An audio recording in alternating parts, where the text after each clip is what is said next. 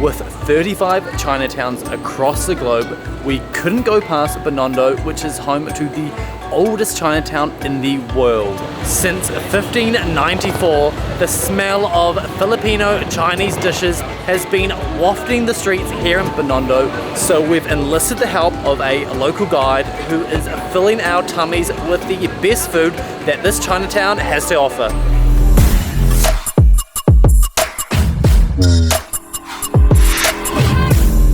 Hi everyone, my name is Jian. Welcome to Binondo, the oldest Chinatown in the world.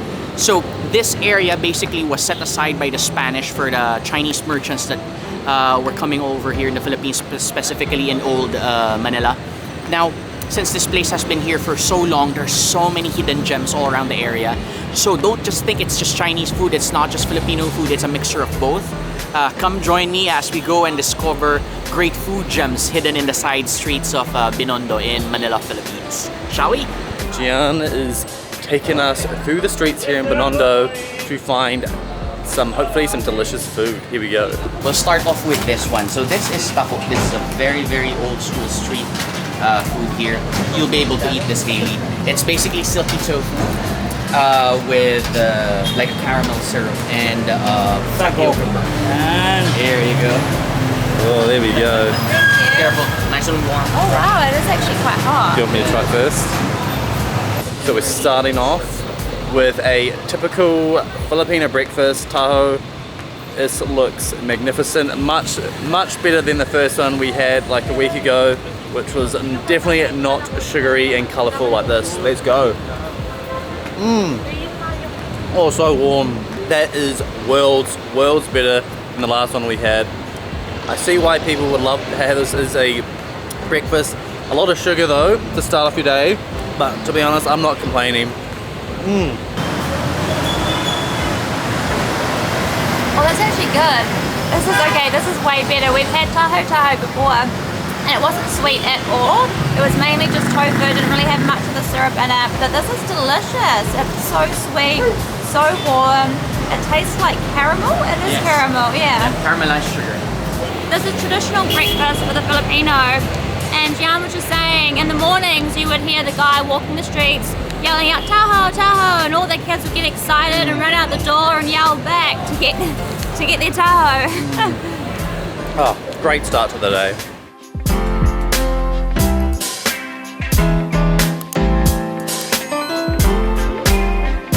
Next up, we have come down this alley, and it sounds like we've got some sort of vegetable spring roll. Maybe was it lumpia? Maybe. Yep. And generally, lumpia, I tell people, is the term that you use for anything that might remind you of either a spring roll or an egg roll. Yeah. More often than not, you can find it crispy, deep fried, but sometimes you find it fresh and soft. We call it fresh if it's not deep fried, and it might remind you of a burrito. And what we're having here is old school fresh lumpia. This is not as commonly seen now. The only places that I know where I can get this is generally here in Chinatown now. Okay.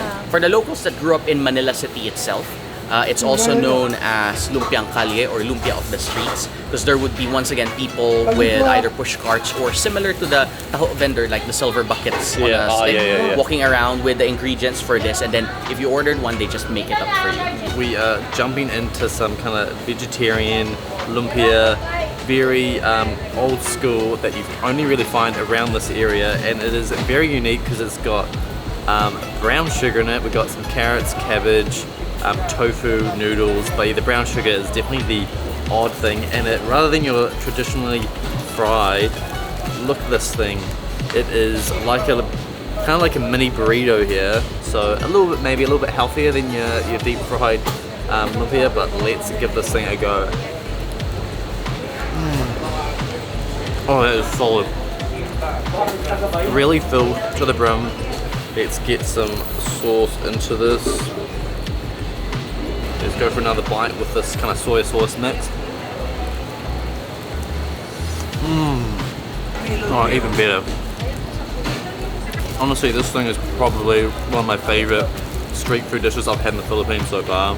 Packs a good amount of flavor, sweetness, lovely sauce. Winner, winner. I love that Scott said that the most unique thing was the sugar, but just looking at it, it's so unique based on the fact that it's not deep fried. It's like a little burrito. I love the sweetness. It's so good. It's like a perfect balance of sweet and savory. Nothing says good morning in the Philippines more than 2 sugary breakfasts. They definitely love their sugar here.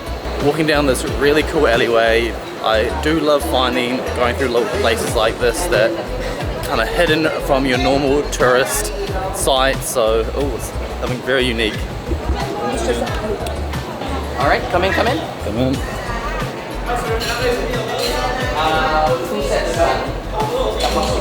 So we have come into this little shop that's really well hidden, but it's actually quite massive, and we've got a kuchai pie, which is pork tofu, veggies, kind of like reminds us of like an Australian meat pie.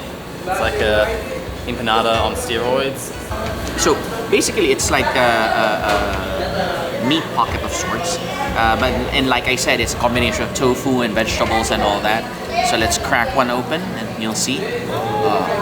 Lovely and tasty. I love the wrapper on this. It's nice and flaky.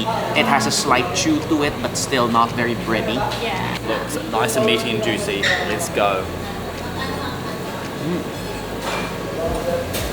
That is absolutely divine. The savouriness of all that. Look at this. This is very much like the classic meat pie back in New Zealand, but I think a little bit more better flavours. And the pastry, very fatty, but I'm not complaining.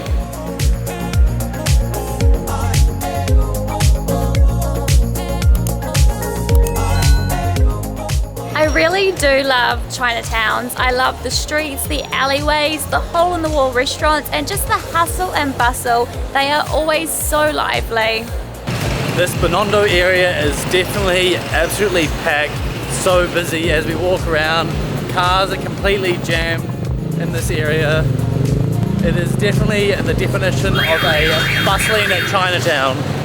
We've arrived at our next spot, which if you're walking past, you would definitely not realize this is really a restaurant. Just kind of empty-ish store. But Jian, he assures us the dumplings are good. So soft as well. Oh my gosh. I'm looking forward to this. I feel like this is going to be a flavor punch in my mouth.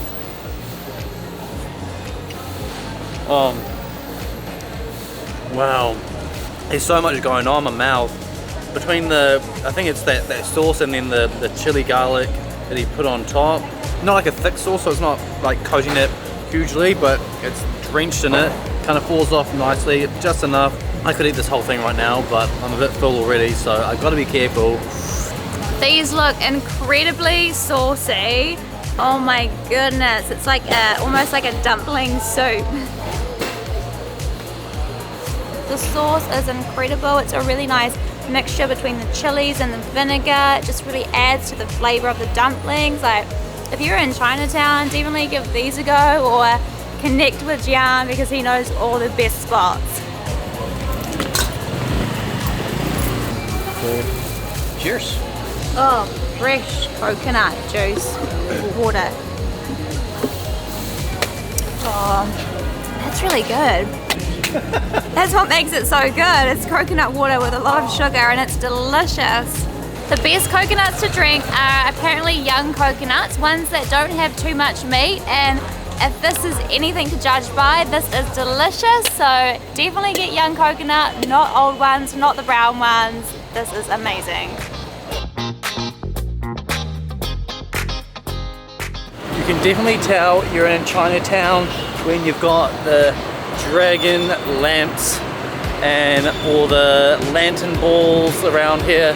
It's really cool to kind of see that style all brought here. We've been to the one in Chinatown in Bangkok, and that was very much the same. Really helps that authentic Chinatown experience. Well, now even the ground's all red. Oh my gosh, look at this. I just love reverse. This seems to be a very well thought out Chinatown area. We've just visited Shanghai Fried Shaw Pao, which apparently these are very famous. A lot of other YouTubers have been here. Very busy place. And this is the Bballa, There are your Bballa, which is the meatball pork, I assume. Yep. Really fluffy and soft, nice, kind of sturdy bottom. Look at that flop. The meat to bun ratio looks fantastic. I think there's also some chestnuts in this one, so very unique. Let's give this one a go. Oh yeah. The chestnuts definitely add a nice different texture. Very meaty, I gotta say. The meat to bun ratio is off the charts. Really, really good. Great flavor. Can't complain. I see why it's so popular here. Wow, that's so flavorful. It's the not leeks, but gar chow. Good chai. Good chai. That comes through so strongly. It's so delicious, so flavorful.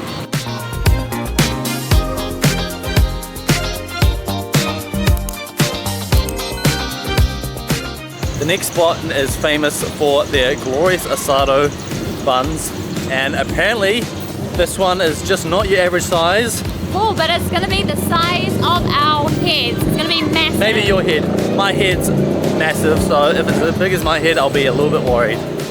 Another very well hidden restaurant, and this is it behind us. You would not think that they're serving any food in here. Very well hidden. We're gonna jump in here and grab another bite to eat. So we start off with some umami, and there's a whole step-by-step process. The first is to try this lovely broth. Ooh. Right? Very chickeny. Chicken, Salty. But flat. Right? So you have taste kind of goes quite quickly. But you have to build the flavor more. Yeah. So you get their special sauce, and you dump half of that into the bowl. Here we go. What's in this? Sugar and soy sauce again. Sugar and soy sauce. So half of it. Yep. Just transforming this to another round. Let's go. Take two. Oh, here's the sweetness. But it's much more complex. Yeah. Right? Add a bit of the green onions. Now this one's I'm sure are green onions. Yeah. These are definitely green onions. Broth for a third time. Oh yeah. Right. Oh, that's So nice. it's more rounded now. Yeah, that's what And I then needed. finally, depending on how you want to eat it, you can add fish sauce, you can add hot sauce, a little bit of soy sauce over here, white pepper there as well. It's a real subtle soup. It's not like I think everything we've had today has been quite intense flavors, especially those dumplings earlier. This is a lot more smoother on the palate. Asado Buns. This is I think probably the biggest bun I've ever had. And of course, we've got this sugary soy sauce to drench over the top. Oh, look at that. Making it, hopefully take the flavors to the next level. Let's go. It doesn't go full barbecue like to, the classic like Bballa barbecue pork ones. It's got a whole different like flavor palette. I think definitely the sugar sauce probably helps take it to another round, but that's really good. Just a lot of bread, it's absolutely massive. My stomach is getting pretty full, I gotta say. This is probably the biggest and beefiest asado shopao I've ever seen. This thing is massive. I'm gonna give it a go. I'm not a big meat eater, but take my review with a grain of salt. Oh, that's sauce. It is a sugary soy sauce, delicious combination. It works so well with the meat and the bun. Oh my goodness. I think I could just drink that short sauce straight as it is. It's so good. Hearty soup all finished, and we are heading to our second to last spot. I'm a bit hesitant. I think Hayley's already tapping out the next one because we have some animal ligaments that we are trying. So get those tummies ready to feast on some unusual food.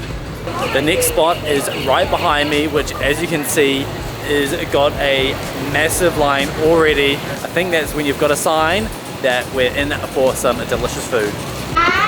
So we're even going upstairs. Apparently this place you have to book in advance because it gets so busy. This place is absolutely packed, so high expectations. Thank you for. Kakao. Chicken feet. Ito lang ba, sir? Yes, po. Thank you, po. Alright. It's a proper claw foot. I just assumed it wouldn't really look too much like a foot. I know you said you can make shapes out of the feet. Right. If Scott would get one, we can high five. Or high three. High five. So the way to eat this is you just put it in your mouth and eat what you can eat. Like I said, it's mostly skin, so like so. He swallows the whole thing. This is gonna be interesting. So I spit out the. Do I just eat the little fingers? And then put out the Chicken feet. Oh, may I need to dip in a little bit more sauce. Make it a little bit. Oh.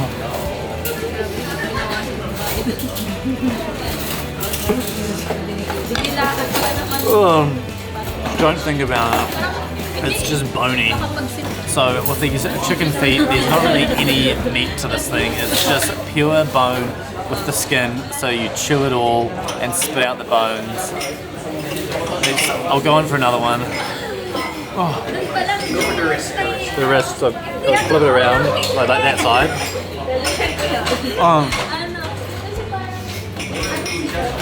The coating's good. It's just. I wish it wasn't in the shape of a foot. See you later, kids. So we're onto dessert, which is the safest meal of the day in any country. We've come into a Chinese deli supermarket that has a bunch of yummy sweets, mooncakes. I don't even know what half of these, but they look delicious. This place must be good because it is hugely popular. There are a lot of people in line here. They are selling all sorts of mooncakes, pastries, pandan rolls. I don't know what this is. Cheese takoi. Let us know if those things are good because they look quite nice. We've got such an array of bakery goods, which I know Hayley will like, but whether she likes the ones that Jian has picked down is another story. So yeah, just dig in. There are 4 pastries inside. 4 pastries. This is what's been recommended.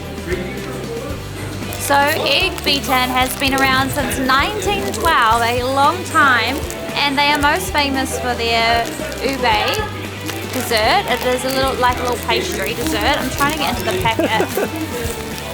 2 hours later. There we go. Looking at this, the pastry looks super thin. Looks like it's jam-packed with ube. Break it. Oh, it's so like doughy. I don't know if doughy's pasty, quite pasty. Here we go. That pastry is so thin. It is really jam-packed with that ube paste inside there. It's really, really creamy. It's actually not too sweet, just the right amount of sweetness. I feel like you could eat a whole packet of these really easily. If you love this Chinatown video, make sure you watch this other video right here where we check down the Chinatown in Bangkok or any of our other videos. Give us a follow. So don't sleep on that subscribe button, hit that bell. And say hi to us in the next video.